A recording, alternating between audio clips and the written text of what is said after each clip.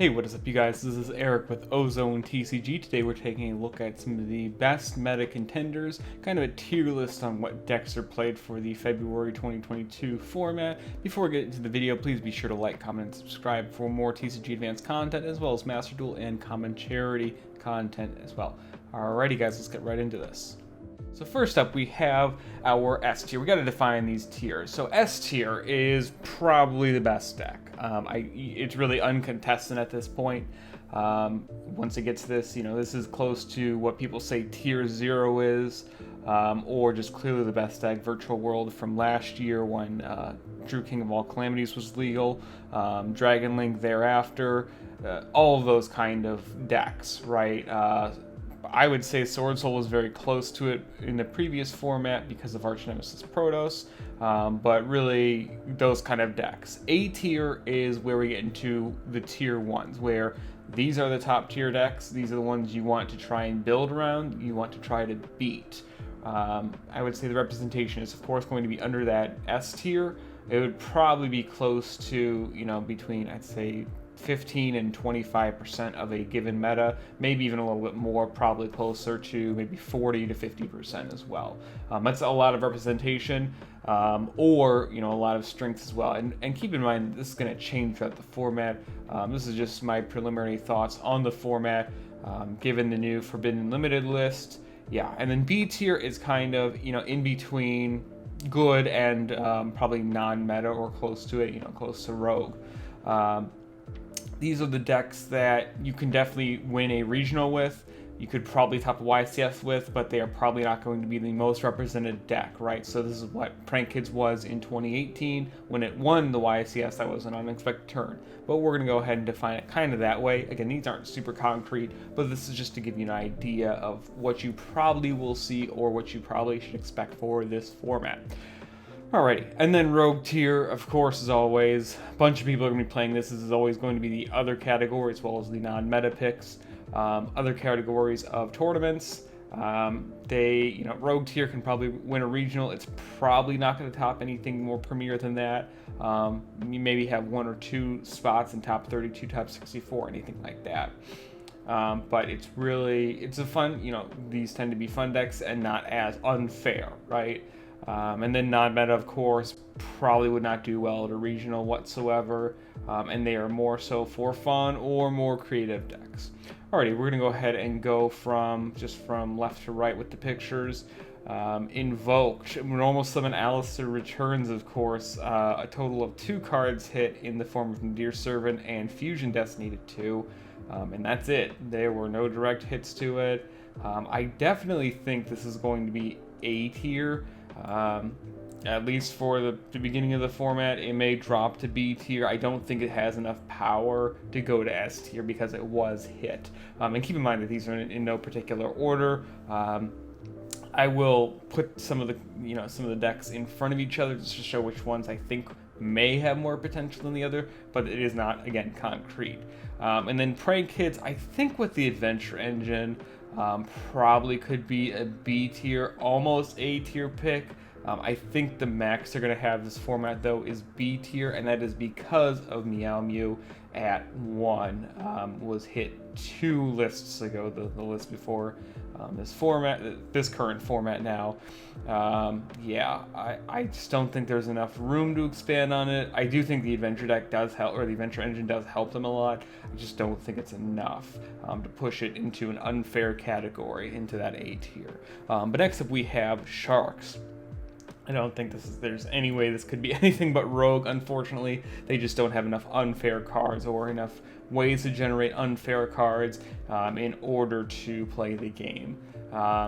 They're cool, once Legendary Duelists comes out, the new one, focusing on water cards, we may see that shift into potentially a B tier, but I think Prank is really going to be the minimum for right now that you have to kind of get over, just base Prank Kids before the Adventure Engine, to really be able to compete in the meta. Next up we have Sword Soul, A tier, 100%. Protoss ban did hurt. It is not enough to kill it. It is not enough to hurt the consistency whatsoever. It does make a lot of other decks playable again, a lot of dark decks playable. We'll cover those in a little bit. but I don't see why this deck couldn't be potentially the best deck. Once the format develops a little bit more, and with the introduction of Albaz Strike and the Adventure Engine through Dimension Force. I don't think we're getting a list until the end of Dimension Force, until that's out. I don't see why Sword Soul couldn't be tier 1. They get the Long Yuan second form, and that does help the Adventure Engine. The card was made specifically for the Adventure Engine. I think Sword Soul is probably the top 2, top 3 decks in the format right now. Nothing else to say. Dinosaur, I would say, is rogue tier. Miscellaneous Source is still at 1. Ash on Misk still hurts. It's just too streamlined right now. It's just not unfair enough either.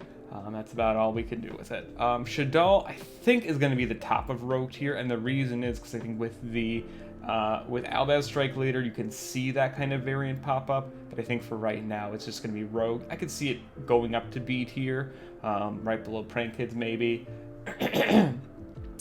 with the introduction of Albaz Strike, but for right now, Summon Winda Pass is not going to do enough, even though Winda is a very strong card. The rest of the deck just doesn't do enough right now. Hero, Rogue, that's all it's ever going to be. Unfortunately, it is never going to be a real deck, because DPE is the strongest hero card printed. It's just, there's no way they can do anything. They don't have any kind of negates. They don't have anything like that to where it makes them unfair. Dark Law is a powerful card. Destiny Hero Plasma. All of those are very strong cards. They just don't work together enough, and because they have that huge restriction of only summoning heroes the turn you use some of their effects, that just does too much against them. So Ignister, I think this is a rogue, probably above Shaddoll. Our own Zohir Khan has consistently done well with this deck. It's probably his best deck he's played. It's rogue though, I think.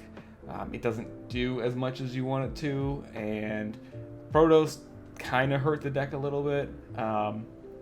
So it could see some more, but it does not play well into adventure cards at all. Nothing else really there. Drytron, this is going to be interesting. A lot of people have a lot of interesting thoughts on this deck now. Eva 2-0 really hurts the deck. I would say it was probably the worst hit as far as what it did for certain decks, right? That makes it so you don't have infinite fairy fodder. You can't just turbo out, your orange lights to make sure your plays are safe. It really hurts. You have to hard open those cards, or search them off Benton, which means you're not getting them when you go second necessarily. It is hard. I don't think this deck is going to be enough. Scythe Dagda, it can summon, sure. A lot of other decks can do that much better, including Invoked, unfortunately. I love this deck. A while ago, when it first came out, I was the one who helped theorize it for the TCG Advanced format. I made an article for it.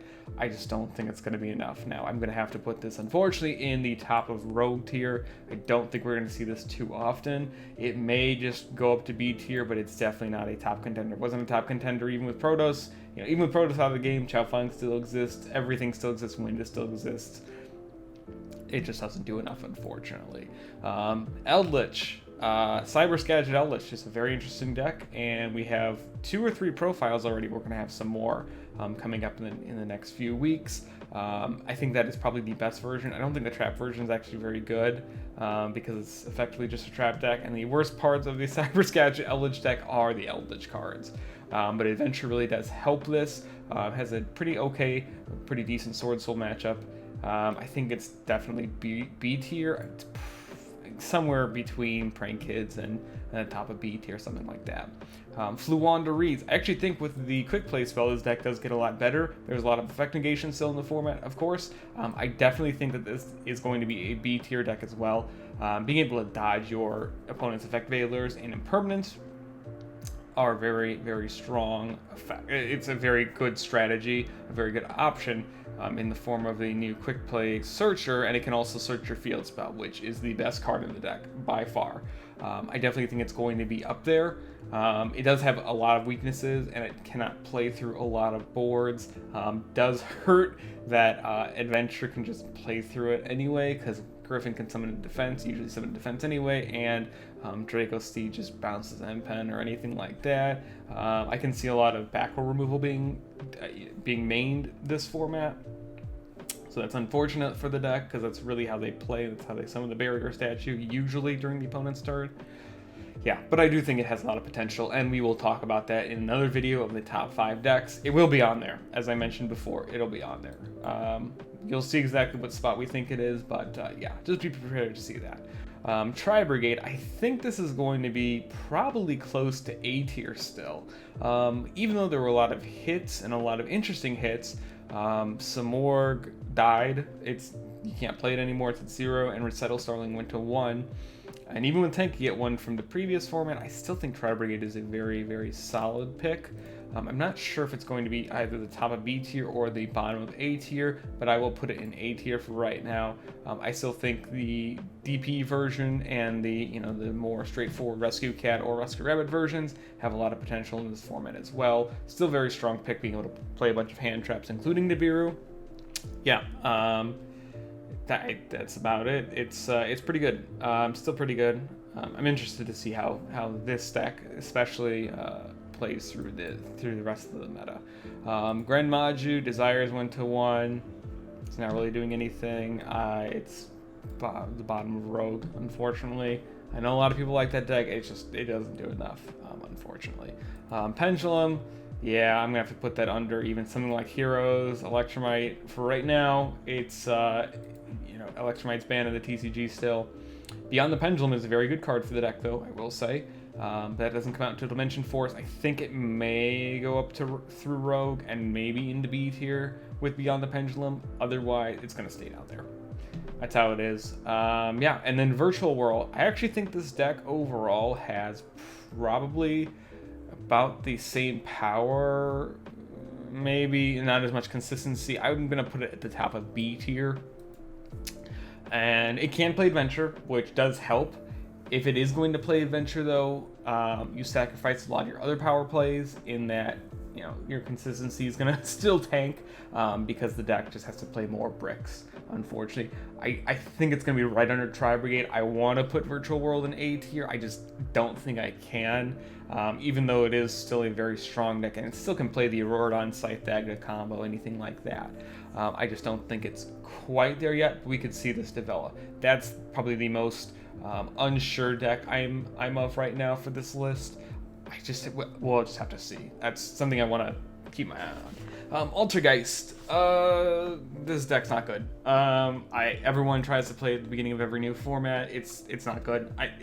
It just doesn't have the same kind of ceiling even with Puquiri. Only reason why Puquiri would be an issue is because of Link Cross, getting those turn 1 cards. It's Rogue. That's about it. Somewhere between Heroes and Sharks, something like that. I'll even put it right here. That's about it. I think Striker, probably B tier. No way this deck is top 3. It's just not happening, unfortunately.